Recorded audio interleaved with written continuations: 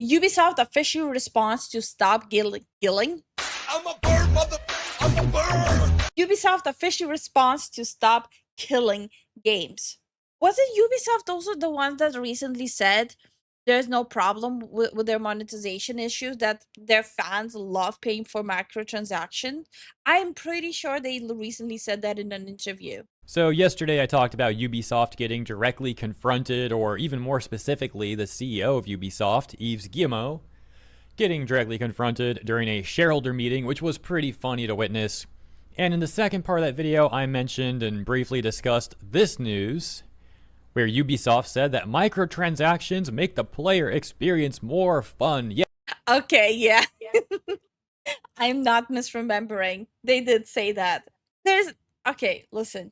There's no way that they actually believe that, right? Or did they gaslit themselves so much that they actually are starting to believe it? Both. It's a yes. Yes. What players need in single-player games are more battle passes and more microtransactions.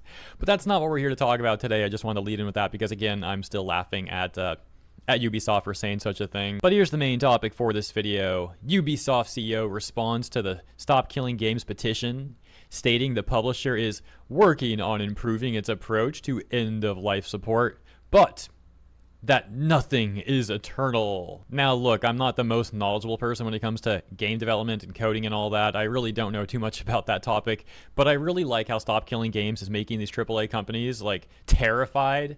That's of course a great thing. And let's see how Ubisoft is responding, shall we? Ubisoft CEO Yves Guillemot has addressed the Stop Killing Games consumer rights campaign, stating that end-of-life support for old online games, a far-reaching issue that the publisher is working on, but that nothing is eternal when it comes to video game services. Guillemot was asked about Stop Killing Games, which advocates... Wait, so he's saying they are working on it. Why do I heavily doubt that? I don't know. I just don't believe that they actually are working on it, or if they even are working on it, it's probably because of Ubisoft got like a lot of shit for it. Oh yeah. And it literally sparked a whole movement. Advocates for increased regulations to prevent game developers and publishers from shutting down games after official support for them ends. At Ubisoft's annual shareholders meeting, the question was posed in the context of Ubisoft's online racer, The Crew, the shutdown of which became the catalyst for the Stop Killing Games initiative. As noted by GameFile, Guillemot was asked whether he supported the petition, whether players own a Ubisoft game when they purchase it, and how Ubisoft plans to ensure its games remain playable after support is discontinued. This has to be a loaded question. Like, oh yeah, hey Ubisoft, do we own your games when we buy them? Asking the company that like overtly said people need to get comfortable not owning their game. Well, to be fair, he got a lot of loaded questions during the interview he gave. Assassin's Creed Shadows, Stop Killing Games, and what are they planning to even fix about all their stuff. They definitely got a lot of questions thrown at them. Games, or, you know, something of the sort. Yeah, they probably didn't like that question. Guillemot initially responded by defending the amount of support Ubisoft provides for its games at present. Got a quote here. Regarding the petition, we operate in a market, and whenever we release a game, we provide a lot of support for that game. We also provide a lot of services to make sure that the game is accessible and remains playable 24/7. This is such a politician answer, like completely trying to deflect.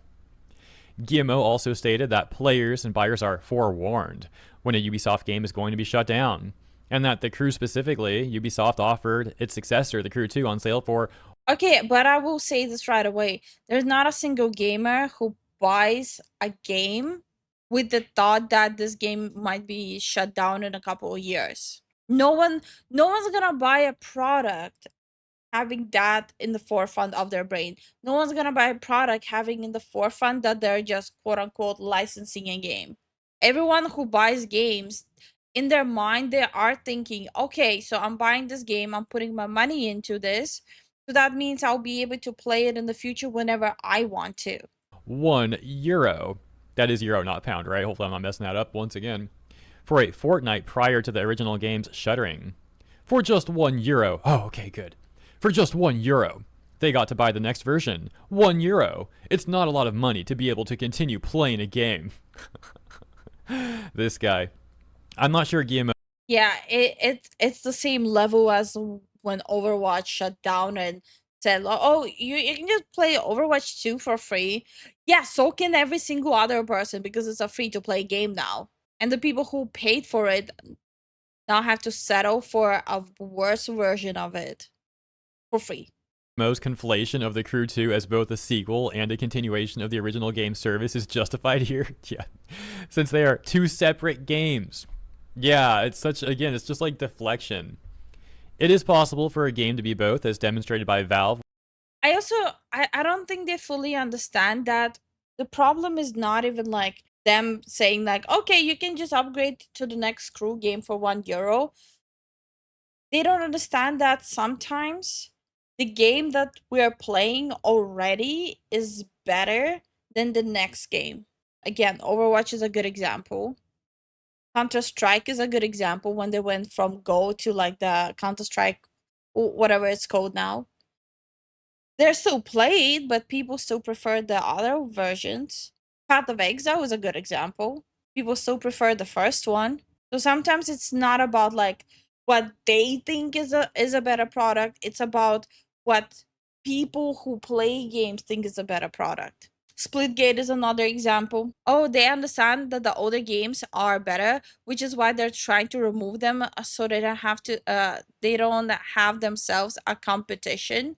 No, I don't think that's the reason why they're removing. I think the reason is removing because the Crew didn't have like the Crew didn't have a big player base, so they wanted to just shut it down and just throw like extra flashiness on the new Crew and make money off of that. Same thing happened to Overwatch. Like it wasn't bringing in as much player base. That's why they wanted to do the whole new thing, which ended up reducing player base. Whatever happened with the Origin thing? I know Origin implemented the whole thing in Europe. If you haven't logged in a specific amount of time, your account ceases to exist with every single game you purchased. That was Ubisoft. That was Ubisoft? Yeah. Why is not enough people talking about that? Ubisoft, like the whole financial decisions they've been making, it's just so disgusting. When it overwrote Counter-Strike Global Offensive with Counter-Strike 2. But that was a direct replacement, handed out for free, while you can still play CSGO by reverting to an older build and playing on community servers. I didn't know that. That's actually pretty cool. Even another W. Always. Moreover, if the point of Ubisoft's sale was indeed to allow players of the Crew 1 to jump ship, or indeed car, then this doesn't appear to have been made clear by Ubisoft at the time. Anyways, Guillemot then points out that all video game publishers are faced with the issue of changing or ending services. You provide a service, but nothing is written in stone. Okay, I already have an issue with him talking in obsoletes. No, not all video game publishers. Again, best example, Counter-Strike. You can still play the first Counter-Strike games. They're still available. People constantly hosting servers. You can host a server. So by default, it already eliminates the notion of all of them. I just hate when like they're trying to justify it with everyone's doing it, so we have to do it too. Okay, can I play devil's advocate with the Crew shutting down? Mm-hmm. And this is all leads up to Ubisoft greed, right? So when I don't know what kind of cars they had, like kind of car brands they had in the Crew, Mm-hmm. but they have to pay a licensing fee for those cars. Yeah. So I wonder if they cheaped out and just shut it down so they don't gotta pay those licensing fees. That's a possibility. Depending on what kind of contract they have with like all these car brands. Yeah, that's a possibility, yeah. NCSoft allowed a fan server for City of Heroes MMO, damn. And at some point, the service may be discontinued. Nothing is eternal, and we are doing our best to make sure that things go well for all players and buyers. Oh, yeah, right. Oh my gosh, that's so rich coming from this dude and from Ubisoft. We got to read that one more time. Yeah, some things are eternal, like my love for Dragon Ball. I just want it to be noted. Just that one sentence. We are doing our best to make sure that things go well for all players. Yeah, and buyers. Because obviously support for all games cannot last forever. It's worth noting here, Stop Killing Games does not demand increasing support for games by publishers. In its website FAQ, Stop Killing Games states it is in favor of publishers ending support for a game whenever they choose. What we are asking for is that they implement an end-of-life plan to modify or patch the game so that it can run on customer systems with no further support from the company being necessary. In fairness to Ubisoft, it is claimed such safeguards will be put in place for The Crew 2, which Guillemot likewise pointed out in his response. We also announced that the game would be available offline in the future so that players could continue to play it. So this is an issue that we've been dealing with. Well, we'll see what happens, won't we? Guillemot concludes by reiterating the point about services having a shelf life. The lifespan of a piece of software, whether there's a service component, eventually services may be discontinued because eventually the software may become obsolete over time. A lot of tools become obsolete 10 or 15 years down the line. They're no longer available. And that is why we release a new version. And so we have version 2 and then version 3. But Okay, can we name like random games that literally outlive decades? I'll go first, Ragnarok. You can still play it. What other game examples do we have? World of Warcraft. Then we have, StarCraft 1, there you go, StarCraft 2. League of Legends. We don't talk about that game. Yeah, but it's still decades later, people can still play it. That's true. RuneScape, yes. PUBG, PUBG. Well, PUBG is not decades later. Warframe, Okay, Or yeah, that's a good one. 2012. I think Smite maybe as well. Smite is a yeah, no, Smite is a good example. Dota is a good example. Oh yeah, yeah, almost a decade now. Mm-hmm. Guild Wars, Adventure Quest, RuneScape, Yeah, Maple Story. yeah. Even though Maple Um, Story is like a whole can of worms on themselves, but yeah. Maple Story, Lattale. But it's a good example of live service games you can still play. Oh, Heroes of the Storm. Mm. The fact that they stopped supporting it, like updating it, and it's still up. Come on, guys. Come on, Blizzard. They don't even give a crap about Heroes of the Storm anymore. I mean, if we're going with examples of the game completely stopped being updated and it's still up and enjoyed by player base, Back for Blood or Left 4 Yep. Dead. That's a good example. They're not being updated. Right now, our chat is smarter than CEO of Ubisoft with actually knowing games and which games are still there and beloved. Thanks for proving our point, chat. But clearly this is a far-reaching issue and we are working on it. As for Stop Killing Games, earlier this month it cleared the threshold of 1 million signatures to become an EU Citizens Initiative, meaning it passes the bar to be deliberated by the European Commission. However, there are questions regarding the I see a lot of uproar about Back for Blood. I love Back for Blood. It's one of my favorite horror shooters. Even though there's nothing new being added there anymore, I am still heavily enjoying it. And I played it multiple times. Like, it wasn't just one playthrough. Me and Zen started a separate one again. Yep. I love that game a lot. The game is very fun if you do not have any correlation of whatever the fucking CEO said, saying that it's a spiritual successful to Left 4 Dead. It's not. No, it's But- not. It's not. It's a game of its own. You have to play it like it's a different game entirely. Left 4 Dead was far better. Yeah, I'm not saying Left 4 Dead. Okay, my dudes, read my lips, okay? Read my lips. I'm not saying that Left 4 Dead is worse than Back for Blood. I'm saying Back for Blood is fun. Okay? So you're saying you hate pancakes? Okay. I still play Final Fantasy 11 as an MMO over Final Fantasy 14 and still have fun. I actually do like Final Fantasy 14 because they do put in a lot of work in it and they even updated like the textures and everything just to keep up with the newer games rather than, you know, making a whole new one and having people spend money on it all over again. They just updated the graphics.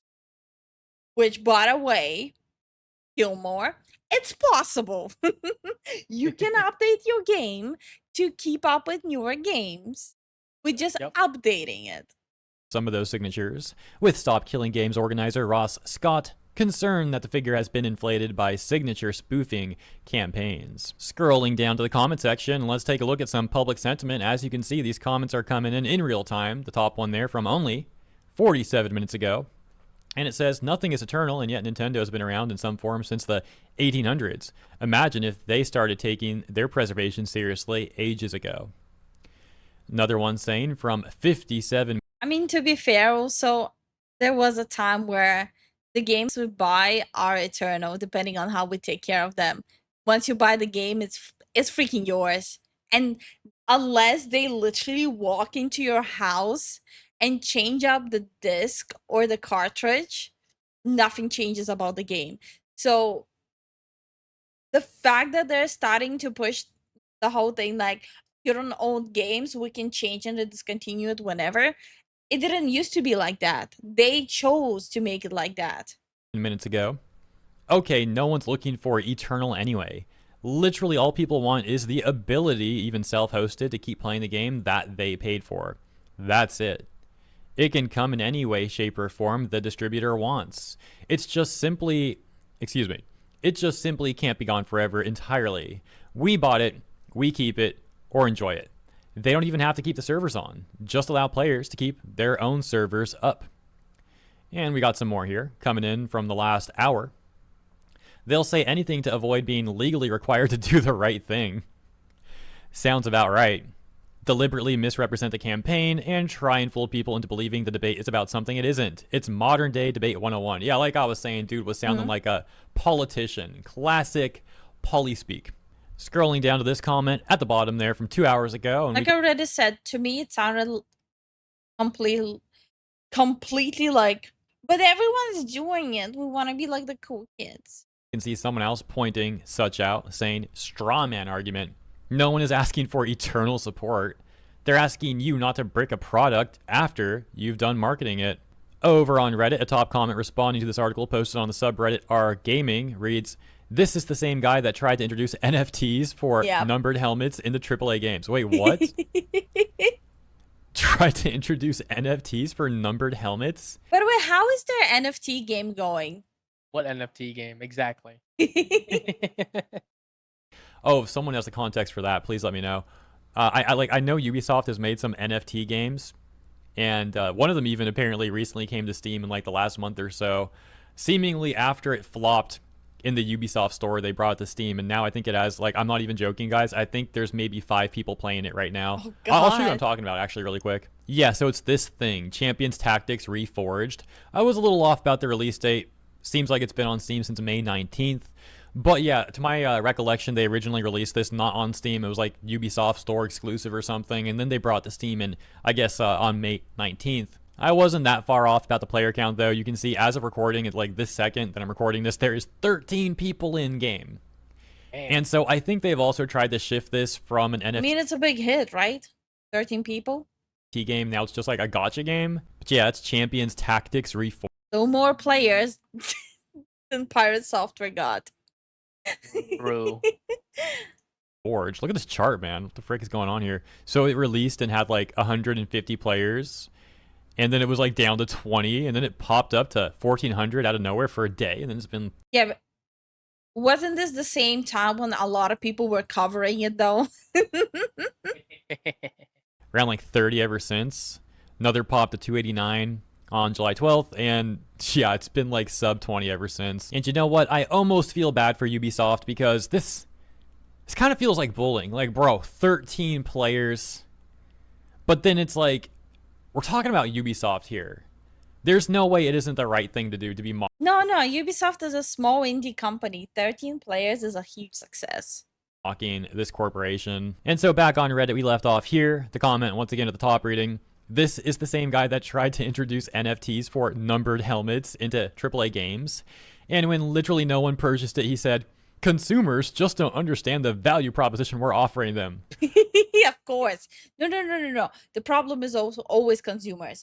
They They are like the picture perfect of angel. If you open the dictionary and look under honesty, credibility, and angel, it's gonna be a picture of Gilmore sitting like, "Mm." Oh my gosh, dude, what a freaking joke. No, people understood the value proposition perfectly, and the proposition is terrible. It's freaking terrible. A response saying the most NFT bros his son Charlie, just appointed CEO of their new subsidiary, partially owned by Tencent. Oh yeah, that's a great idea, Ubisoft, because your NFT games have already been such a hit. Let's double down on that. Oh yeah, be my guest, please go ahead. Let's see how that goes for y'all. As for Tencent though, I mean they're already one of the largest. But he's the first in history, second generation Ubisoft.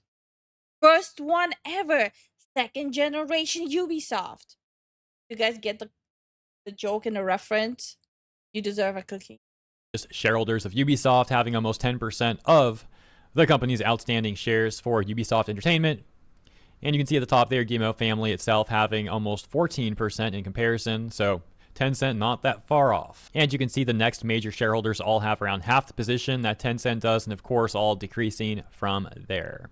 Anyways, funny stuff, and believe it or not, I might be doing another Ubisoft video tomorrow because there's something else hilarious, but I don't want to bury the lead at the end of this one, so yeah, probably a separate video on that tomorrow. As for this weekend though, that's where I will leave it. Hope you've had a great weekend. Hope we all have a great week ahead. Consider liking and subscribing. No, I demand to know it right now. Anyone mention it? That was a great video, but also Ubisoft can suck a big one. It's the greatest game of all time. It's the greatest company of all time. So it's so successful, they had to sell out to Tencent. The greatest company of all time. Yeah, yeah. Fly high. Check it. Spread my wings high, reach the sky. Feathers in the wind, never asking why. I'm a bird, motherfucker, I'm a bird. Soaring high, yeah, that's the word. Flying free like you never heard.